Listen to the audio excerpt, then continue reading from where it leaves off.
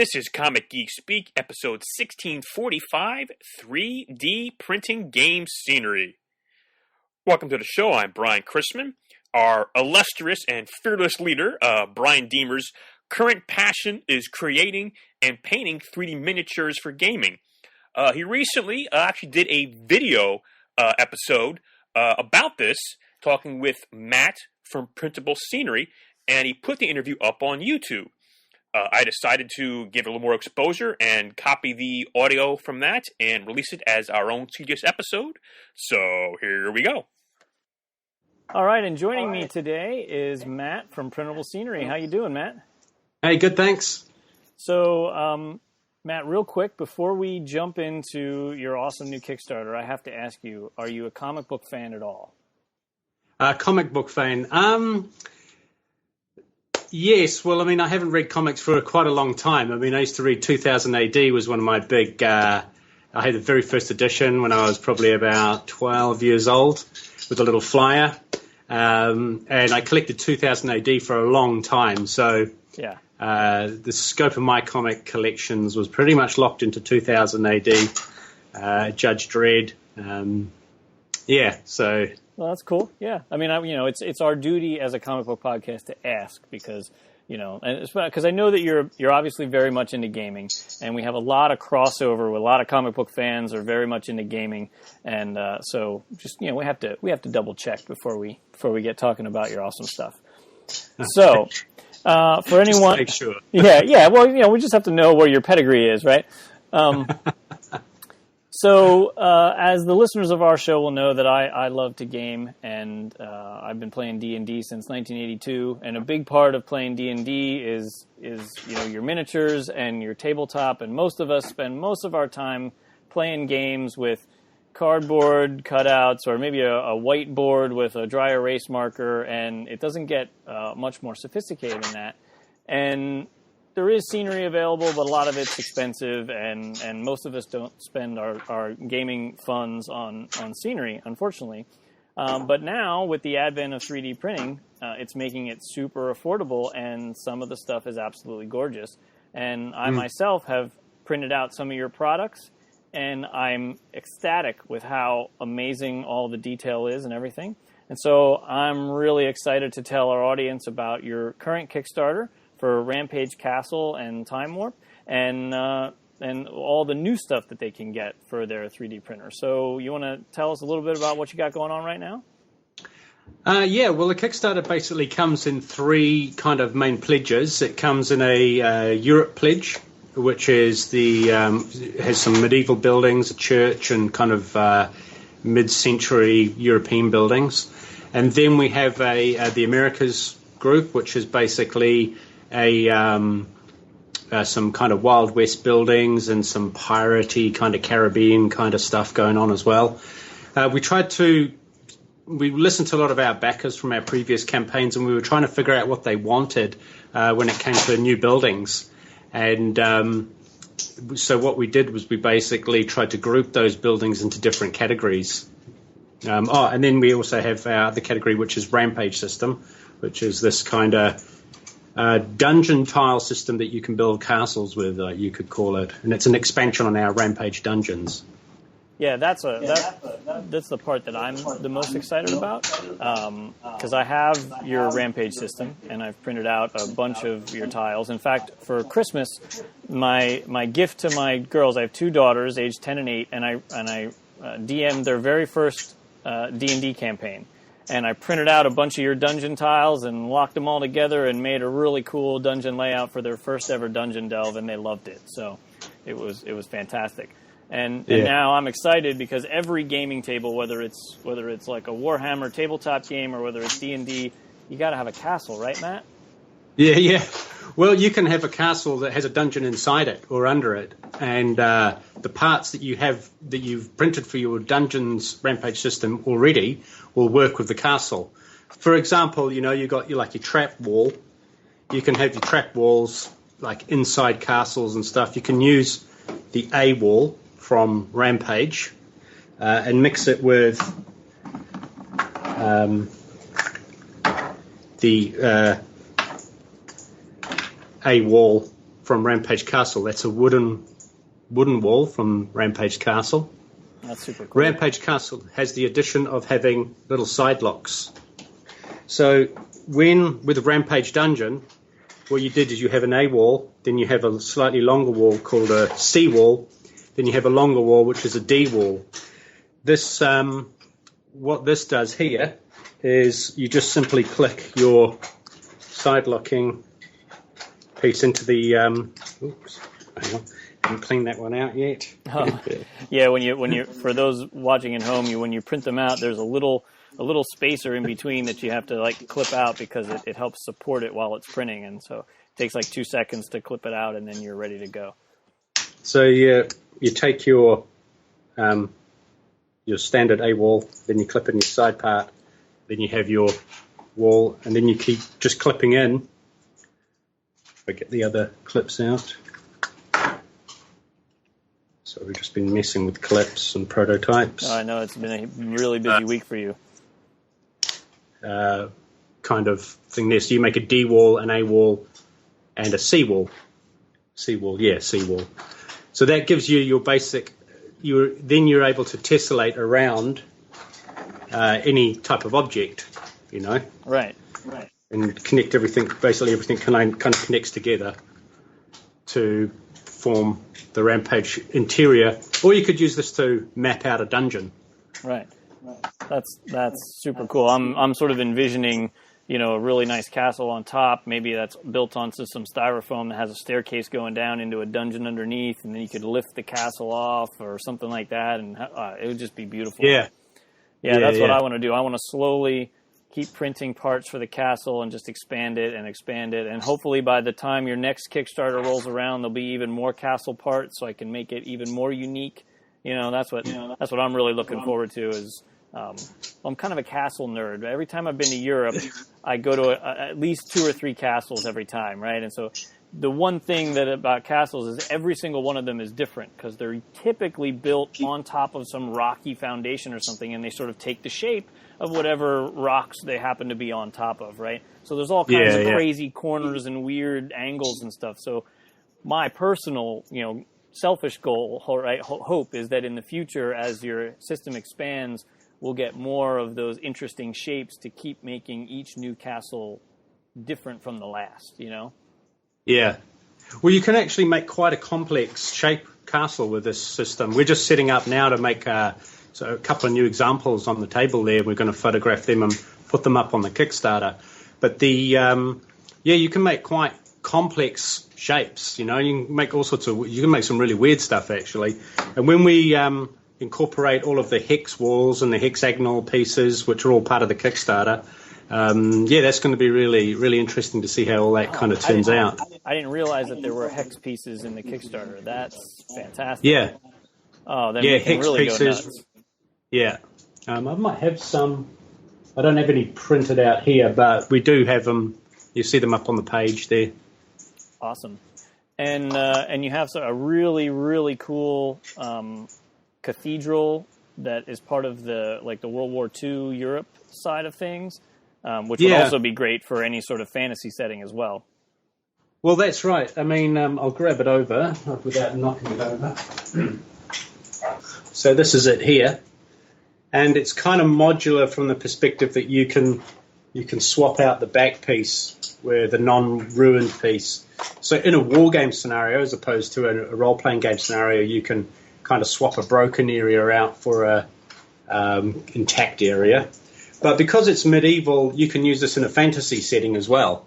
It's not fantasy though, so it's like historical medieval, whereas, if you look at Rampage system, it's kind of got that fantasy kind of look, where all you've got chunky kind of beams and, it looks a little bit slightly, that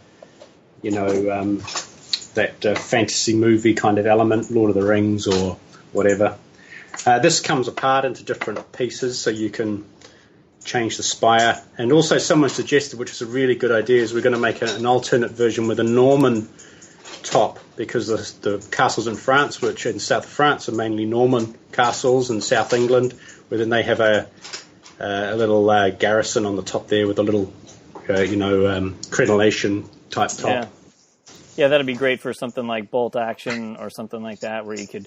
I love how you can take the top off real easy, so you could sit your sniper in there and then put the top back on, so it looks great while you're playing, but you know that your sniper's inside or whatever. Yeah, that's fantastic. So, yeah. I think for a lot of people, they don't know. They think 3D printing is inaccessible. They think it's this thing of the future and it must cost a fortune.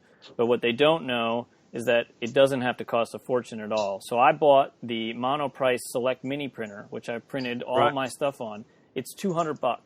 That's it.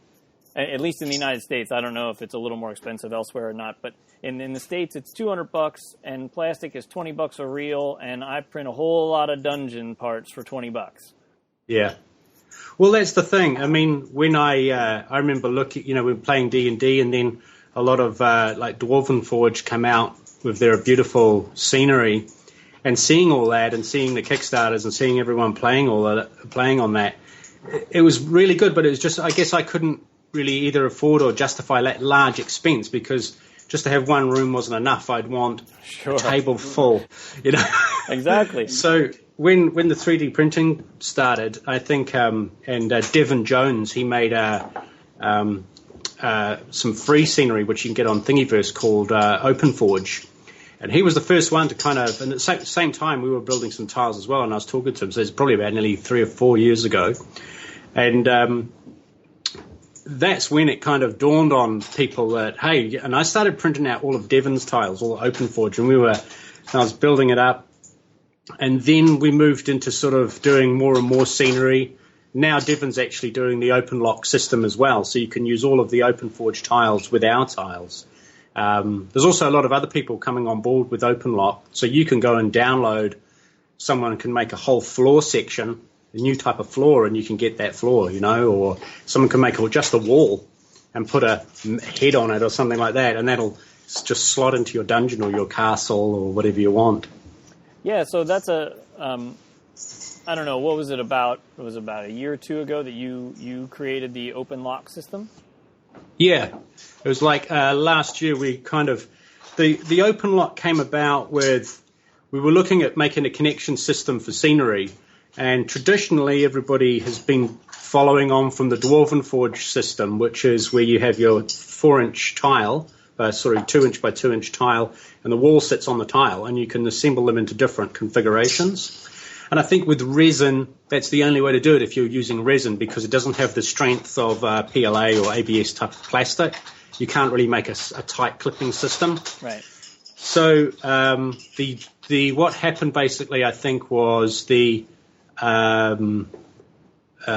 people who invented tiles after that basically copied along from the Dwarven Forge system, saying that works, so let's do that and have that. But when we looked at changing or making a whole new interlocking system, we really wanted something that was going to work for all scenery, that just wasn't just dungeons.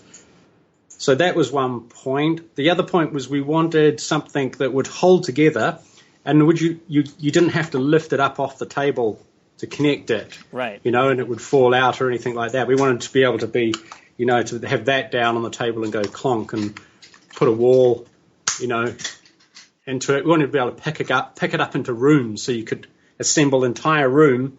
And I've got a video there you can make a room, throw the room down. When the players go into that new room, you can get the new room, and I put all the monsters in it and little notes, so because I forget, being old. And you've got all your stuff, and they go into that new place on the map, and they look at it, and you put it on the table, and they're like, wow, and then you play the next one, and like, wow. Yeah, that's exactly what I did for my girls for Christmas. I had like 3 different rooms, and I had them all prepped and hidden, away. And as they went into the dungeon, I got the first room out, and that blew their mind. And then there was a secret door, and then I snapped on the next chamber, and it was just. And then when it was done, and you're looking at that whole dungeon layout on the table, Matt, I'm telling you, like, compared to how we used to play games when we were kids, and all we had was a piece of paper, this is just a whole nother level. It really. It's very visceral, and it just adds that whole extra thing to D&D that just makes it so much more fun to play for me, right? I know D&D is all about our imagination, right? But at some point, seeing something for real on the table helps our imagination, I think, just take everything to the next level.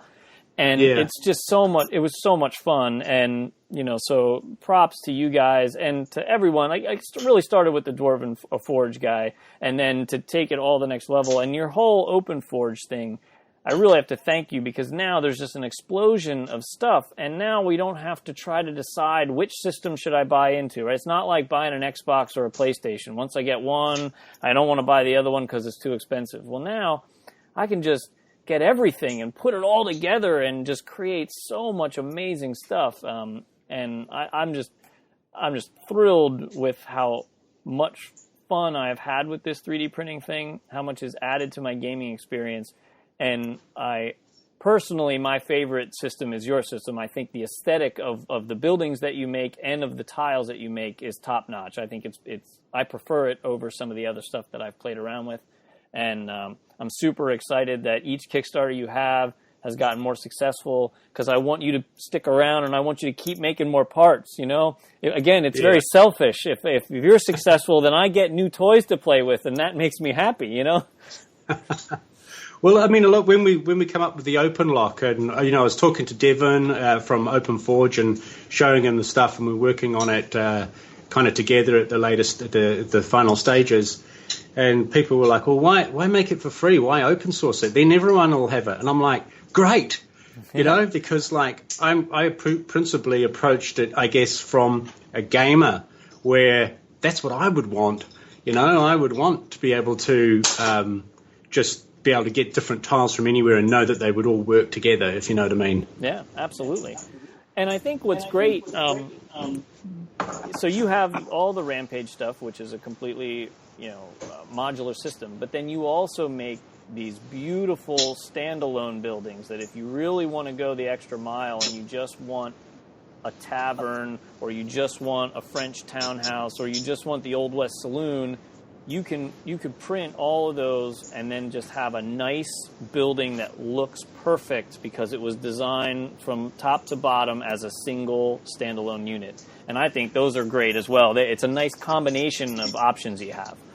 It's with the modular systems are always going to have some kind of limitation to a certain degree, because they need, in fact, just because the nature that they need to be modular.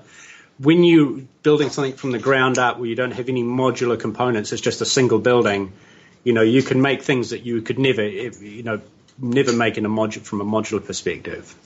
Yeah, and it's really, I think, again, having both options is wonderful. And again, from a price point, if you're a gamer, and if I want the plans for one of those, fantasy buildings, they range from about $10 to $20, depending on the size of the building that I'm building, right? Well, they're like under $10 each in most cases. It's $7 for a collection of the one Rampage wall set. I mean, we got about 20 or 30 wall sets, so you'd probably spend a few $100 if you bought them all. But if you get them on the Kickstarter, you're paying, I think, like $100 and something dollars for the entire Rampage collection. That's all the old Rampage, all the new system. But you can buy a model for about the same price as a cup of Starbucks. You know what I mean? It's not like we're not going to ever be millionaires out of this, but we're going to have a lot of fun.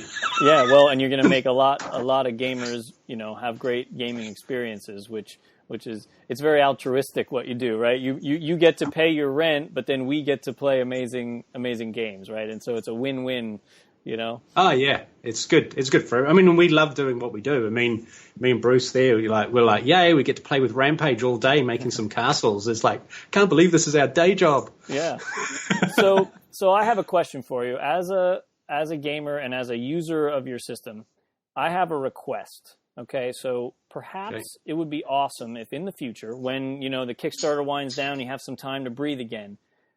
So it's cool. I could build all these castles now, right? But I sort of get design freeze. Like, I don't know what I should print. I don't know what I should build. I can't design a castle. I don't know. And I'm like, what am I going to do with all these awesome parts? So I think it would be fantastic if you could do sort of a series of PDFs. Maybe you sell them on your website for $2 or $3 each. I don't know. That just tells us how many parts to print of which part and how to clip them together so that I can say, hey, I can build Castle A or Castle B or Castle C and so on and so forth. And whenever you have an idea for a cool new shape, slap together another PDF and charge me another $3, and I'm super happy because then I can know I need 27 A's and 2 B's, whatever, and I can just lock them all together like a Lego set, right? Except I print my own, you know? Yeah. Yeah, well, that's right. And because there is so many combinations and so many things you can do with the Rampage system, it can look a little bit confusing when you first look at all of these pieces and you want to start printing.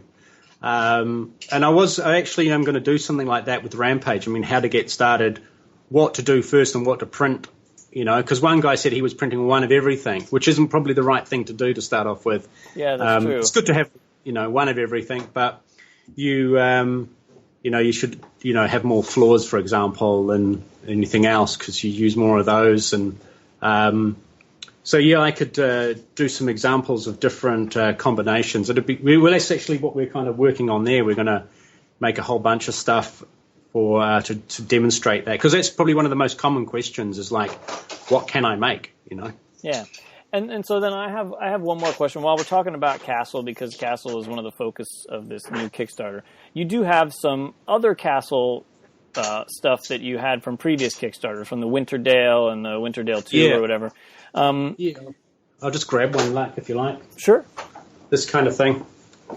So now those weren't modular, right? Those were sort of standalone or pseudo-modular or something? Yeah, pseudo-modular in that you could connect and stack different elements together. You know, you could stack different parts and make different, you know, walls, but it was designed for a much bigger kind of setting. Right. So now, are those in any way compatible with the Rampage Castle stuff? Not really, no. Okay, so it's just sort of like if you want to build one of these things over here. So if I'm buying Rampage Castle, I don't necessarily have to get Winterdale stuff to make it even bigger and better. Well, we kind of use them interchangeably and at the same time in a game, or, you know, quite often. Sure. It depends what game you're playing. If you're doing Frostgrave, these are quite good because you can make a real good Frostgrave setting with this. You know, the Winterdale walls, I'll just grab those. Citadel walls and stuff that kind of join on with all this stuff. Make these nice, big, bulky, kind of Frostgravey kind of style buildings.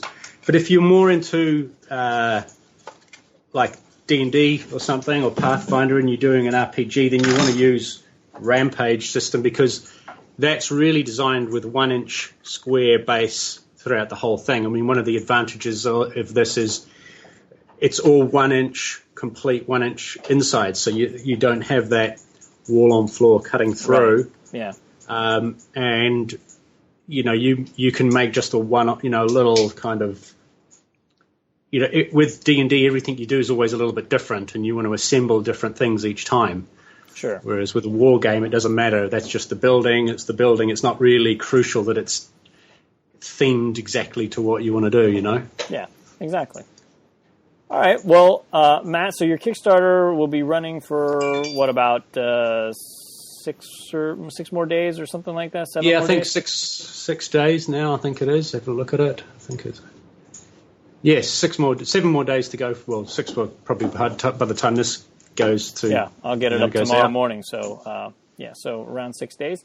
And it's a cheap jumping on point, and it's a fantastic system, and the quality of the models is top-notch. I really, to our audience, if you've been on the fence about 3D printing, if you run a D&D campaign or you play Warhammer or any tabletop game at all, my printer, which is not the best printer on the market, but it was only $200, and I got to tell you, it does an amazing job of these tiles, right? Because I don't need it to be like the highest quality resolution printer, but it still does an amazing job. All my friends are blown away every time I show them, and printing each tile is very inexpensive, and it's a breeze to do. You buy the files, you drop them on the printer, and you're good to go. It is, and it's like a hobby within a hobby as well. there's once you start doing it, there's a kind of satisfaction putting a big print on at night and coming up in the morning. It's like Christmas sometimes, because you kind of waking up and you're like, oh, my print will be ready, and you off you go. Yeah, it's like, oh, I got 6 walls and 2 doors and whatever else I can squeeze on that print bed. My printer is only a 4x4, so I have to like very carefully cram it full with all of the pieces I can possibly fit on there for one print job. But yeah, you're right. I go to bed and I get up and then I kick another one off. So when I go to work, and then when I get home from work and it's ready to go again, and I do a small job in the evening and then kick up the big one at night again, and it just keeps repeating. It was a race to Christmas, to get all the things built and printed and painted before it was Christmas morning for the kids. But it was awesome. So, well, thank you so much. I don't want to take any more of your time. I know you're very busy, and I wish you the best of luck with this campaign. I hope that some of our listeners will jump on board, and I'm already looking forward to the next Kickstarter, whenever that may be. Thank you. All right. Have a good one. All right. See you later. Bye-bye.